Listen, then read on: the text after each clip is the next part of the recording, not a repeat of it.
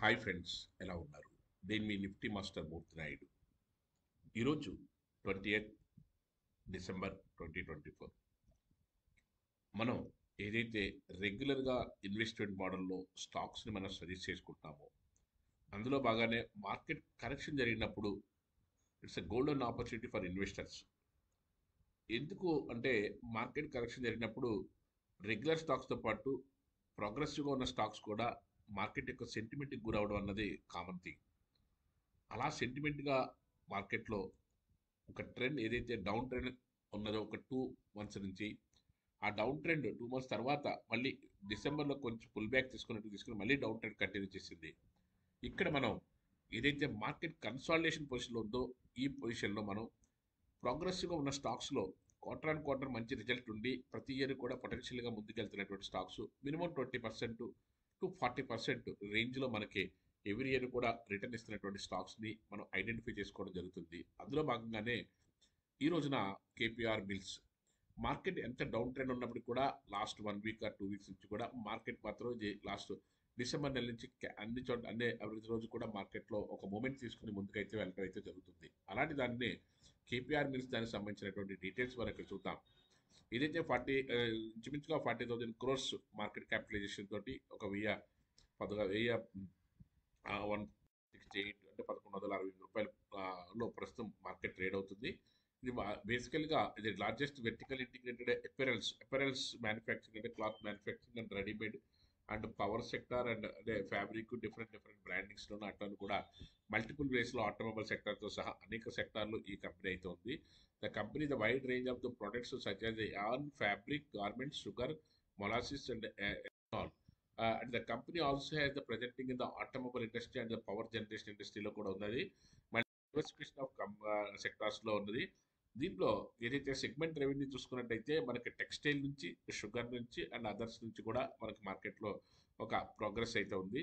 దాంట్లో జియోగ్రాఫికల్ అయితే ఏ కంట్రీస్లో ఉన్నది అన్నది అంతా కూడా the company caters its customers in the 15+ states across the India and explores to the 60+ countries.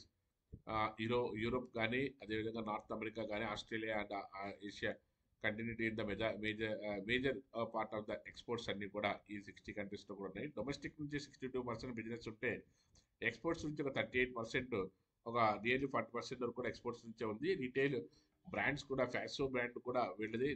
Retail సంబంధించినటువంటి కిట్టింగ్స్ ఏదైతే ఉందో దానికి సంబంధించిన బ్రాండ్, గార్మెంట్ సంబంధించిన brand. The product categories including the briefs, trunks and boxers, shorts and gyms, ఏదైతే gym vests, muscle tees and the athletic shoes. It introduction in the women's wear in October 20. The fashion products are sold through the 3,000+ retail stores. 3,000+ stores ఉన్నాయి. Customer base కూడా diversified customer base కూడా చాలా స్ట్రాంగ్గా ఉంది. అంతా కూడా subsidy companies కూడా ఏదైతే టోటల్ 7 ఓస్ అవుట్ ఆఫ్ విచ్ ఇదైతే మనకి Jahnavi motor dealers in the sales and Audi cars distribution in Coimbatore and మదురైలో కూడా వీళ్ళకి ఉన్నది. దీనికి సంబంధించి డిఫరెంట్ ఆస్పెక్ట్స్లో ఉన్నారు. వీళ్ళు టెక్స్టైల్ అపెరల్స్ ఎలా ఉన్నది, అందులో షుగర్ అండ్ ఎథనాయిల్ సంబంధించిన ఏ విధంగా ఉంది, పవర్ సెక్టర్ సంబంధించినటువంటి ఏ విధంగా ఉన్నది అంతా కూడా డీటెయిల్గా మనకి చెప్తారు. అదేవిధంగా company as an expansion company మంచి ఎక్స్పాన్షన్ పొజిషన్లో ఉంది. ప్రతి ఇయర్ ఆన్ ఇయర్ ఏ విధంగా వెళ్తుంది అన్నది కూడా ఇక్కడ డీటెయిల్గా ఇచ్చారు. దీంతో మనం 10 సంవత్సరాల పైన ట్రావెల్ అవుతున్నప్పుడు కూడా మనకు మార్కెట్లో ప్రతిసారి కూడా ఇంట్రెస్టింగ్ ఫ్యాక్టర్ తెలుస్తూ ఉంటుంది దీని గురించి. The complex 150 crores on the ethanol expansion projects of the existing sugar mills was completed in the financial year 24లో కంప్లీట్ అయిపోతుంది. దీనికి సంబంధించినటువంటి రిజల్ట్ ఈ విధంగా ఉంది.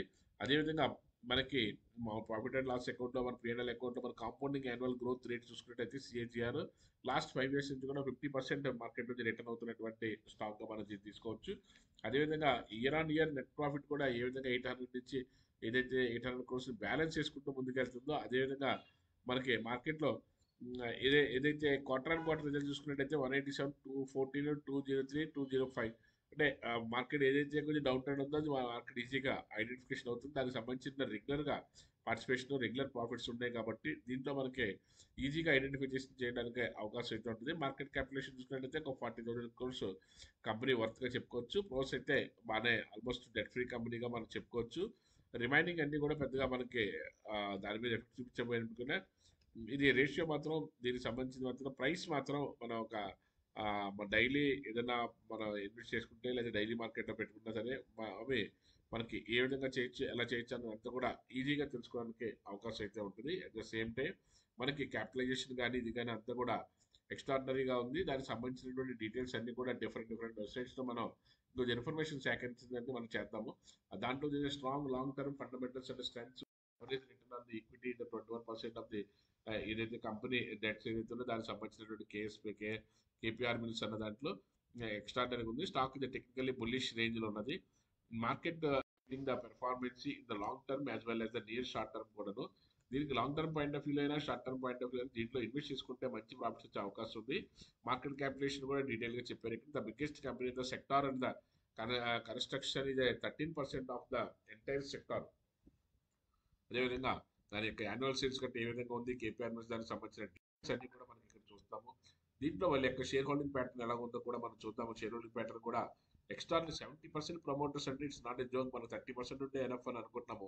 అందులోనే మళ్ళీ దీంట్లో మ్యూచువల్ ఫండ్స్ 15%, మళ్ళీ అదేవిధంగా ఇన్సూరెన్స్ కంపెనీస్, అదేవిధంగా ఎఫ్ఐఎస్, అదేవిధంగా ఇన్ఫర్మేషన్ ఏదైతే ఉందో వాళ్ళు కూడా ఈ విధమైనటువంటి ఇన్ఫర్మేషన్ అంతా కూడా మనకి ఇక్కడ అవైలబుల్గా ఎక్స్ట్రాడనరీగా ఉంటుంది. ఫండమెంటల్స్ కానీ టెక్నికల్స్ కానీ డాష్ బోర్డ్ కానీ అంతా కూడాను అద్భుతమైనటువంటి రిజల్ట్ తీసుకుంటుంది. కాబట్టి మంచి ప్రాఫిట్స్ రావడానికి అవకాశం అయితే ఉంది.